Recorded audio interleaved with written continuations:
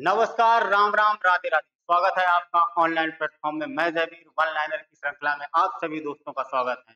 ऐसा कि मैंने पिछली क्लास में आप लोगों को जहां पर छोड़ा था उसी को आगे कंटिन्यू करते हुए आगाज करते हैं कि बहादुर रौंद कर तूफान दरिया पार जाता है, बहादुर रौंद कर तूफान दरिया पार जाता है, भंवर में वही फंसता है, भंवर में वही फंसता है जो हिम्मत हार जाता है। आइए दोस्तों, तो मेरे चैनल को लाइक करें, कमेंट करें और हंसते रहिए, मुस्कुराते रहिए। और आप सभी देशवासियों को, क्षेत्रवासियों को हैप्पी दीपावली है। दीपावली और धनतेरस की सभी लोगों को, जितने भी हमारे परिवार से जितने भी चाहने वाले लोग हैं, उन सभी को हैप्पी दीपावली। ठीक है, आइए शुरुआत करते हैं। दिया गया, हमने 1930 से क्वेश्चन कराना है मुझे कि 1930 में दिया गया है कि काला शोक, बेटा क्या दिया गया है कि काला शोक की राजधानी कहाँ थी? तो काला शोक की राजधानी बेटा पाटलिपुत्र। कहाँ थी? पाटलिपुत्र थी। काला शोक की राजधानी पाटलिपुत्र थी। पाटलिपुत्र का मतलब आज के समय वर्तमान में पटना। ठीक है, क्या है? पटना। दूसरा क्वेश्चन क्या दिया गया कि गायत्री मंत्र की रचना किसने की थी? तो विश्वामित्र ने की। किसने की थी? गायत्री मंत्र की रचना विश्वामित्र ने की थी। 4 वेद होते हैं, सबसे प्राचीन वाला वेद जो होता है वो होता है ऋग्वेद। कौन सा होता है? ऋग्वेद होता है, और ऋग्वेद में ही गायत्री मंत्र का जिक्र किया गया है। ठीक है। लंदन में इंडिया हाउस, लंदन में इंडिया हाउस की स्थापना किसने की? तो श्याम जी कृष्ण वर्मा ने की। लंदन कहाँ की थी बेटा? लंदन में की थी। इंडिया हाउस की स्थापना की थी। किसने की थी? तो श्याम जी कृष्ण वर्मा ने की थी। किस गुप्तकालीन शासक को कविराज कहा जाता है?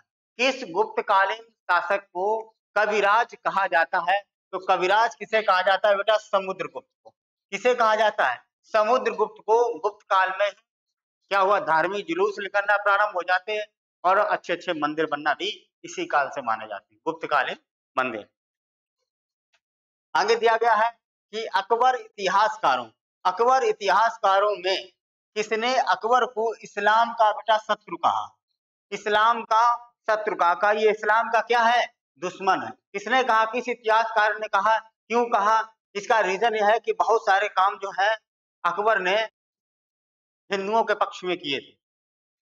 जैसे जजिया कर को पूर्णतः समाप्त कर देने वाला यही व्यक्ति था। है, नया एक धर्म चलाता है, दीन इलाही, सभी लोगों को, सभी धार्मिक लोगों को बुला करके एक नया धर्म, जो भी अच्छे काम होते हैं उन सबको अडॉप्ट किया है, और बहुत सारे क्षेत्र में इसने शासन किया, बहुत अच्छे काम किए। इसी वजह से अकबर महान के नाम से भी जाना जाता है। तो इसे किसने कहा कि कौन सा इतिहासकार है उस समय जब अकबर शासन करता था? तो जैसे जजिया कर उसने 1564 में समाप्त कर दिया था। तो इतिहासकार बताना है कि कौन सा इतिहासकार है जिसने अकबर को इस्लाम का शत्रु कहा? तो बदायूनी ने कहा। बदायूनी ने ये कहा। बदायूनी उसी समय का इतिहासकार। भक्ति को दार्शनिक आधार प्रदान करने वाला प्रथम आचार्य कौन था?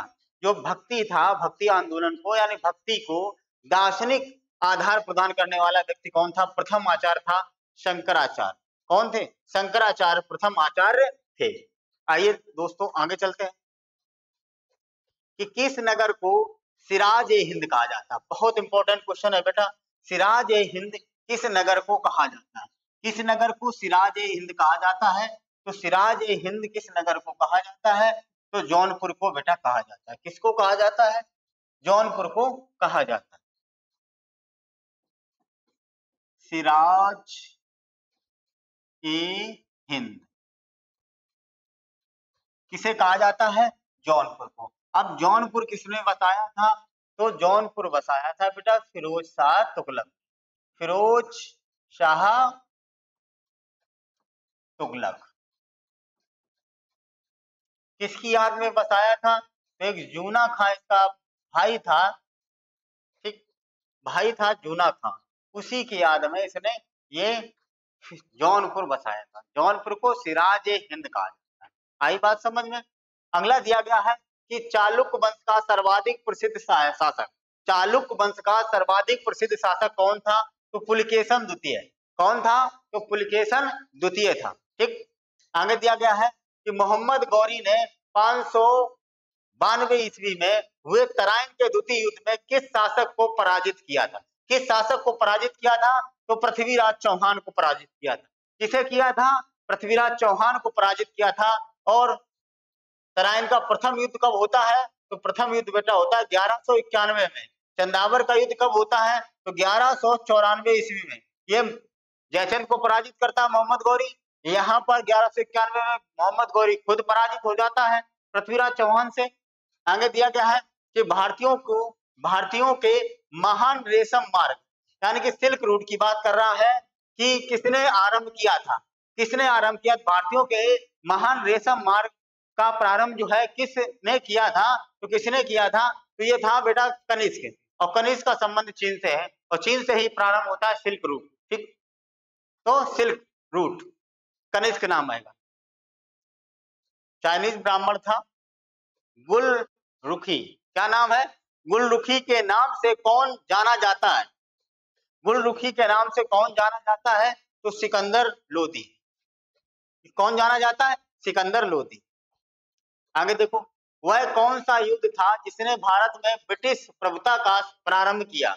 ब्रिटिश प्रभुता का यानी कि कौन सा युद्ध था जिसमें ब्रिटिश जो ईस्ट इंडिया कंपनी पूरी तरीके से भारत पर हावी हो जाती है, शासन प्रशासन को लेकर के, देश को संचालित करने के लेकर के ये हावी हो जाती है? तो बेटा प्लासी का युद्ध है।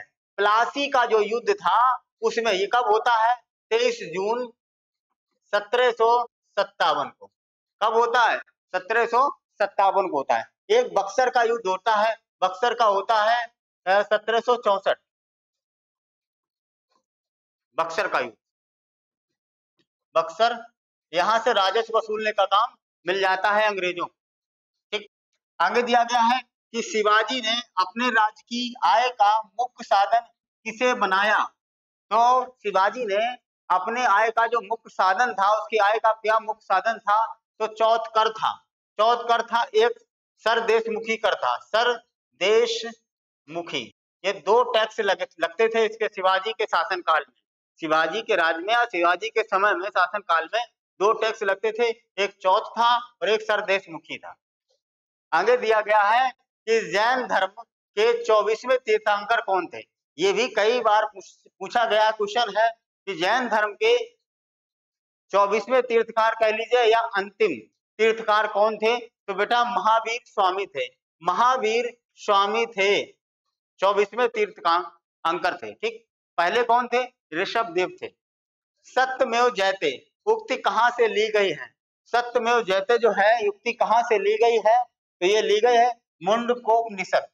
मुंडकोपनिषद से सत्यमेव जयते की कृति ली गई।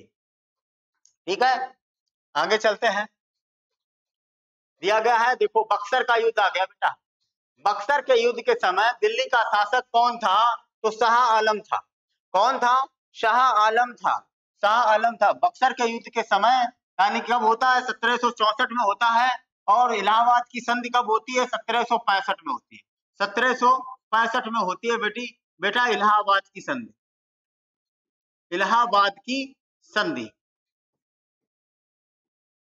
ठीक, तो ये 1764 के समय में दिल्ली का शासक कौन था? तो शाह आलम था। कौन था? शाह आलम था। आगे दिया गया, भारत में सर्वप्रथम स्वर्ण मुद्राएं किसने चलाई? भारत में सर्वप्रथम स्वर्ण मुद्राएं किसने चलाई? तो इंडो बैक्ट्रियन। ठीक, इंडो बैक्ट्रियन ये थे। अशोक के धम्म की परिभाषा कहां से ली गई है? तो अशोक के धम्म की परिभाषा कहां से ली गई है? तो राहु लो बासुत यहां से ली गई है।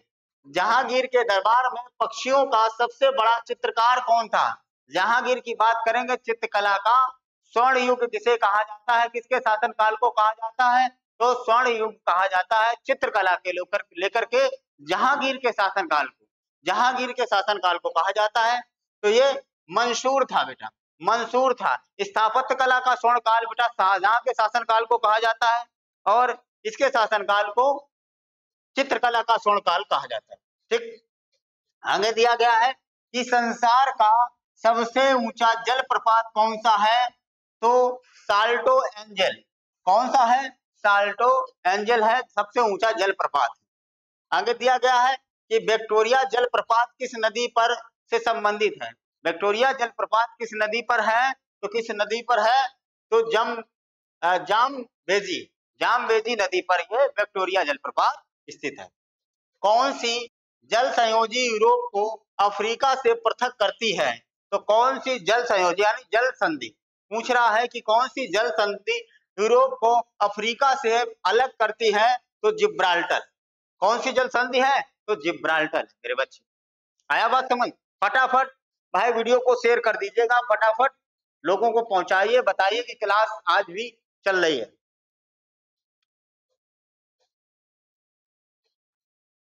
आगे देखिएगा, अगला दिया गया 10 डिग्री। ये कई बार क्वेश्चन बेटा पूछा जा चुका है कि 10 डिग्री चैनल पृथक करता है, किसे करता है? तो अंडमान को निकोबार से पृथक करता है। अलग किसे करता है? अंडमान को निकोबार से अलग करता है, अलग करता है।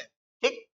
आगे दिया गया है कि फारस की खाड़ी सीमा नहीं बनाती है, किसके साथ में? तो ओमान के साथ में सीमा नहीं बनाती है, सीमा नहीं बनाती है। सीमा तो आ गई भैया भारत में, हाँ सीमा है सर। आगे देखिएगा कि हिंद महासागर, क्या दिया गया? हिंद महासागर और लाल सागर को कौन सी जल संधि जोड़ती है? हिंद महासागर और लाल सागर, हिंद महासागर और लाल सागर को कौन सी जल संधि जोड़ती है? तो क्या है? बाब अल मंदेब, बाब अल मंदेब। क्षेत्रफल की दृष्टि से भारत का विश्व में कौन सा स्थान है? तो बेटा 7वां है। क्षेत्रफल के आधार पर यानी सबसे बड़ा कौन सा देश है? तो ये बेटा रूस है। ठीक।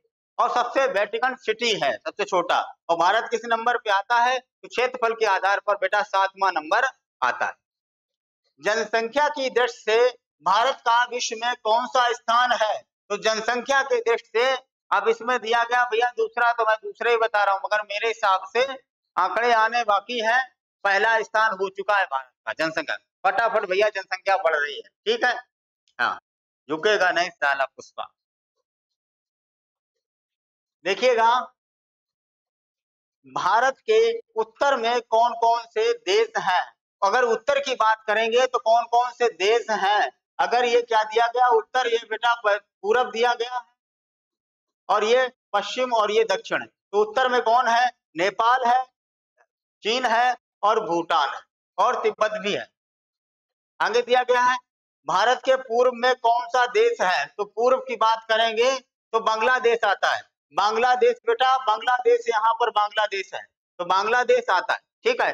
कब ये स्वतंत्र होता है पाकिस्तान से? तो 1971 में स्वतंत्र होता है। कब होता है? 1971 में। ठीक। भारत के पश्चिम में कौन सा देश है? भारत के पश्चिम में कौन सा देश है? तो ये नल्ला पाकिस्तान है। कौन सा पाकिस्तान है? ये कुत्ता छाप गधा छाप पाकिस्तान, ये पाकिस्तान है। ठीक। भारत के दक्षिण पश्चिम में कौन सा सागर है? दक्षिण पश्चिम की बात कर रहा है, यानी कि यहाँ की बात कर रहा है। दक्षिण पश्चिम में बेटा अरब सागर है। दक्षिण पश्चिम में कौन सा सागर है? अरब सागर है, अरब सागर है। और पूरब और दक्षिण में कौन सा? बंगाल की खाड़ी, बंगाल की खाड़ी। कि भारत के दक्षिण पूर्व में कौन सी खाड़ी है? तो बंगाल की खाड़ी है। ये कौन सी खाड़ी है? ये बेटा पूर्व है, ये दक्षिण है। ये खाड़ी कौन सी है? दक्षिण पूर्व में या पूर्व दक्षिण में कौन सी खाड़ी है? बंगाल की खाड़ी है। आगे दिया गया है कि भारत के दक्षिण में कौन सा महासागर है? दक्षिण की बात कर रहा है, यानी कि वो नीचे की बात कर रहा है। जहां पर ये श्रीलंका है ये वाला, तो हिंद महासागर एकमात्र महासागर है जो भारत के यानी किसी देश के नाम पर सागर का नाम पड़ा है, तो हिंद महासागर। ठीक। हिंद महासागर भारत कैसा है? दक्षिण। पूर्वांचल, पूर्वांचल की पहाड़ियां भारत को किस स्थान से अलग करती हैं? तो पूर्वांचल की पहाड़ियां भारत को किस स्थान से अलग करती हैं? याद रखना म्यांमार, म्यांमार से अलग करती हैं पूर्वांचल की पहाड़ियां। ठीक। आज की पीडीएफ मैंने, ये पीडीएफ जो थी इतने क्वेश्चन 1964, इसको मैंने कंप्लीट करा दिया। ठीक है। अरे अभी और है भाई, अभी अभी है, चलो चलो अभी कंप्लीट करते हैं। क्या दिया है 64 से 65। मन्नार की खाड़ी और पाक जल संधि, पाक जल संधि यानी भारत को किस देश से अलग करती है? तो मन्नार की खाड़ी और जो श्रीलंका के बीच में, भारत और श्रीलंका के बीच में जो एक खाड़ी है उसे कहा जाता है मन्नार की खाड़ी। और पाक जल संधि भारत और संपूर्ण भारत की अक्षांशीय विस्तार कितना है? संपूर्ण भारत का अक्षांशीय विस्तार कितना है? तो देखो 8 डिग्री 4 मिनट से लेकर 37 डिग्री 6 मिनट उत्तरी अक्षांश। अक्षांशीय विस्तार की अगर हम लोग बात करेंगे तो ये जो है ये 8 डिग्री 4 मिनट है और ये 37 डिग्री 6 मिनट है। तो ये क्या हुआ, अगर विश्व के ग्लोब में कहेंगे तो ये दोनों अपना उत्तरी गोलार्ध में है। ठीक है, देश किस देश में है, कौन से गोलार्ध में है? तो उत्तरी गोलार्ध में है। तो इस हिसाब से ये उत्तरी अक्षांश में इतने यानी 8 डिग्री 4 मिनट से लेकर के ये कन्याकुमारी है। ठीक है, और जो ये दक्षिणतम पॉइंट इंदिरा पॉइंट था वो तो पानी में समा गया, जल समाधि ले चुका है। ठीक है, तो ये इतने डिग्री पे। भारत के मध्य से कौन सी रेखा गुजरती? भारत के मध्य से कौन सी रेखा गुजरती है? बहुत पूछा जाता है मेरे बच्चे, बहुत पूछा जाता है कि कौन सी गुजरती है। तो कर्क रेखा, या इसे कहते हैं 23.5 डिग्री, 23.5 डिग्री उत्तरी अक्षांश, उत्तरी अक्षांश, अक्षांश। ठीक, आगे दिया गया है कि भारत के उत्तर में दक्षिण तक विस्तार कितना है? अब बात कर रहा है कि उत्तर से दक्षिण तक कितना विस्तार है, तो ये बात कर रहा है ये। ठीक है, कितना विस्तार है? आइए हम लोग एक और मैप बना लेते हैं। जाने जाते नहीं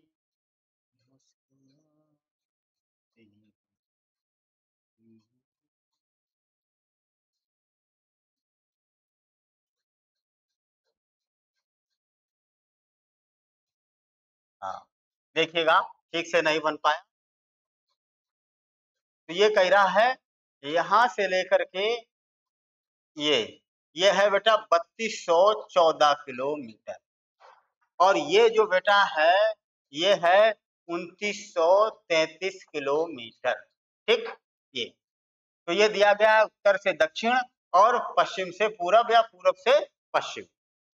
भारत का उत्तर से पश्चिम का विस्तार कितना है?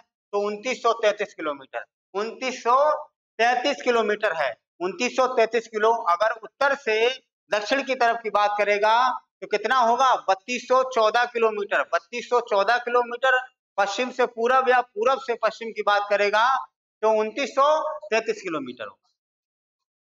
आगे दिया गया है अंडमान निकोबार द्वीप समूह कहाँ स्थित है? तो बंगाल की खाड़ी में।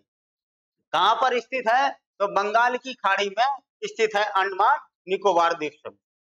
लक्षद्वीप कहाँ स्थित है? तो बेटा अरब सागर में। यहाँ पर लक्षद्वीप है और यहाँ पर अंडमान निकोबार द्वीप समूह है।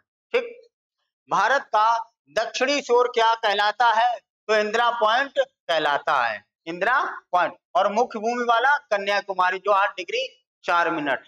ठीक, आगे दिया गया इंदिरा पॉइंट को किस दूसरे नाम से जाना जाता है? तो पिगमिलियन पॉइंट जाना जाता है। पिगमिलियन पॉइंट या पार्सन पॉइंट, दो नामों से और जाना जाता है। ठीक, पिगमिलियन।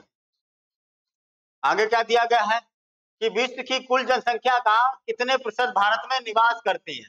तो विश्व की जो टोटल जनसंख्या है उसका 17% तो भारत में अकेले निवास करती है। कितना परसेंट? 17% अकेले भारत में निवास। ठीक, यानी कि बहुत सबसे ज्यादा जनसंख्या जो है हम लोगों की, अपने देश की। भारत का कुल क्षेत्रफल कितना है? तो 32,87,263 किलोमीटर यानी वर्ग किलोमीटर, यानी 32,87,263 वर्ग किलोमीटर, इतना कुल भारत का क्षेत्रफल है। भारत की स्थल सीमा में कौन कौन से देश लगे हैं? स्थल सीमा की बात करेंगे तो कौन से देश हैं? तो बांग्लादेश है, चीन है, पाकिस्तान है, नेपाल है, बर्मा है और भूटान है। इतने देश भारत के स्थलीय सीमा में टच करते हैं, यानी बांग्लादेश हुआ, चीन 3 और 3 6 देश हैं जो स्थलीय सीमा में सीमा साझा करते हैं। भारत की जल सीमा में कितने देश मिलते हैं? तो देखो जल सीमा से कितने मिलते हैं? मालदीव हुआ, श्रीलंका हुआ, बांग्लादेश हुआ और म्यांमार हुआ और पाकिस्तान हुआ। कितने हुए? तो 3 2 5 हुए, ठीक है। चाइना नहीं मिलता है, चाइना नहीं मिलता है। आगे दिया है कर्क रेखा किन राज्यों से होकर के गुजरती है? मोस्ट इंपोर्टेंट क्वेश्चन, कई बार पूछा जा चुका है कि कर्क रेखा किन राज्यों से होकर गुजरती है। देखिएगा सीक्वेंस से भी दिया गया, सीक्वेंस से यहाँ नहीं दिया गया। देखो राजस्थान, गुजरात, मध्य प्रदेश, छत्तीसगढ़, झारखंड, पश्चिम बंगाल, बांग्लादेश, बंगाल, पश्चिम बंगाल, त्रिपुरा और मिजोरम। कितने देश हो गए? काउंट करके जरा देख लेते हैं। 1 2 3 4 5 6 7 8, 8 देश है। बस यहाँ पर मेघालय जोड़ देता है, कौन से सीमा साझा नहीं करता है, ठीक है। तो वही ऑप्शन में सही होना होता है, यानी कि वो पूछेगा कौन सा राज्य जो है कर्क रेखा होकर के गुजरती नहीं है, ऐसे पूछता है। तो ये पता होना चाहिए कौन कौन से राज्यों से होकर के कर्क रेखा गुजरती है। भारत की मुख्य भूमि की दक्षिणी सीमा कितने अक्षांश पर है? तो अभी देखो बताया था 8 डिग्री 4 मिनट, 8 डिग्री 4 मिनट बेटा, 8 डिग्री 4 मिनट। आगे देखो, आगे क्या दिया गया है? आगे दिया गया है भारत का मानक समय कहां से लिया गया है? तो भारत का जो मानक समय है 82.5 डिग्री, यानी कहा जाता है इलाहाबाद के निकट नैनी नामक स्थान से है, इलाहाबाद के निकट नैनी नामक स्थान से लिया गया है 82.5 डिग्री, ठीक है। और ये अंतरराष्ट्रीय टाइम लाइन से यानी अंतरराष्ट्रीय तिथि समय रेखा से 5.5 घंटे आगे है, ठीक। भारत के मानक समय और ग्रीनविच समय में कितना अंतर है? तो दिया गया देखो 5.5 घंटा। कितना है? 5.5 घंटे। आगे दिया गया है कि भूमध्य रेखा से भारत के दक्षिणी छोर की दूरी कितनी है? तो कितनी है? 876 किलोमीटर, 876 किलोमीटर। आगे दिया गया है कि भारत की स्थल सीमा की लंबाई कितनी है? कितनी है? 15,200 किलोमीटर, 15,200 किलोमीटर, 15,200 किलोमीटर। समझ में आ रहा है? आगे देखो क्या दिया गया है, भारत की मुख्य भूमि की तट रेखा की लंबाई कितनी है? तो मुख्य भूमि की तट रेखा की लंबाई बेटा 6100 किलोमीटर, यानी 6,100 किलोमीटर, यानी 6100 किलोमीटर।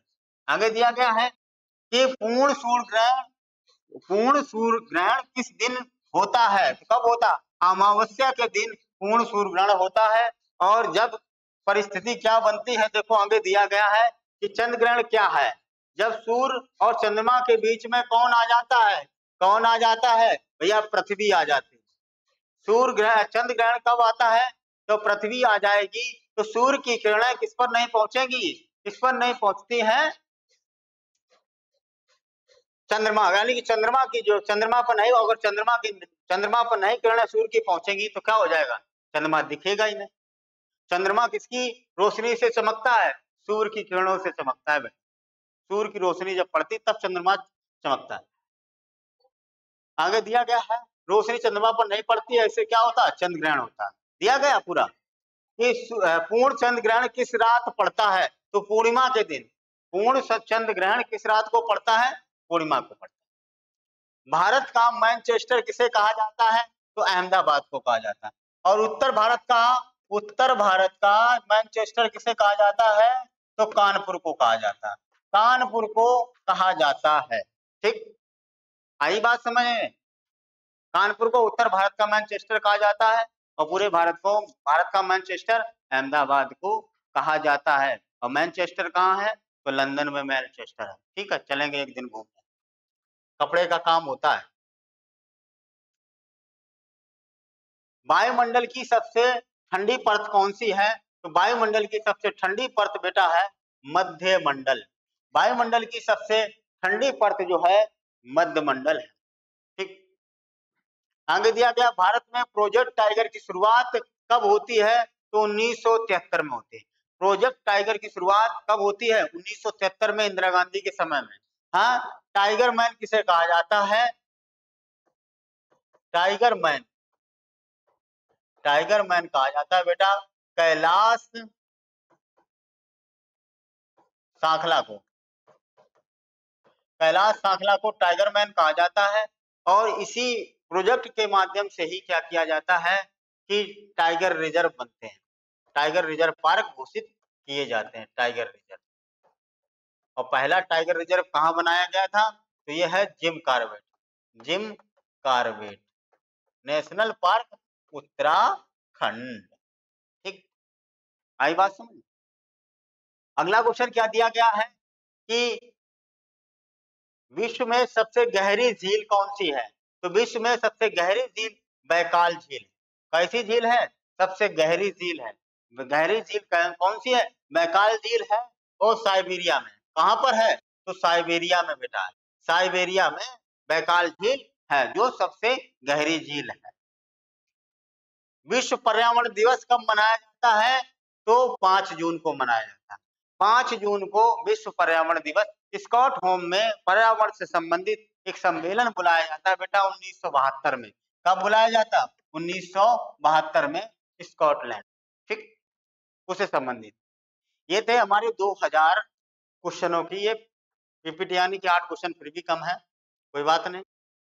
आज की क्लास बेटा यहीं तक रखते हैं, मिलते हैं हम लोग अगली क्लास में। तब तक के लिए चैनल को लाइक करें, कमेंट करें और सब्सक्राइब करें और दोस्तों के साथ में शेयर करें। और पुनः फिर से आप लोगों को दीपावली और धनतेरस की हमारी टीम की तरफ से बहुत-बहुत हार्दिक शुभकामनाएं। सभी अच्छे से दीपावली को मनाएं और साथ-साथ में पटाखे कम ही चलाएं और ऐसे चलाएं जो सेफ्टी के साथ चलाएं। ठीक है? फिर अगली क्लास में हम लोग मिलेंगे और बहुत नए जोश और जुनून के साथ में। पहली बात तो मेरी पर डे क्लास आएगी, पर डे क्लास हम देंगे और हमारी टीम देगी। ठीक है? दीपावली तो उन लोगों को और भी मुबारक है जो लोग तैयारी कर रहे हैं और अच्छे ढंग से कर रहे हैं तैयारी। ठीक है? तो बने रहिए चैनल के साथ में, हँसते रहिए, मुस्कुराते रहिए और चैनल को लाइक, कमेंट और सब्सक्राइब कर दीजिए।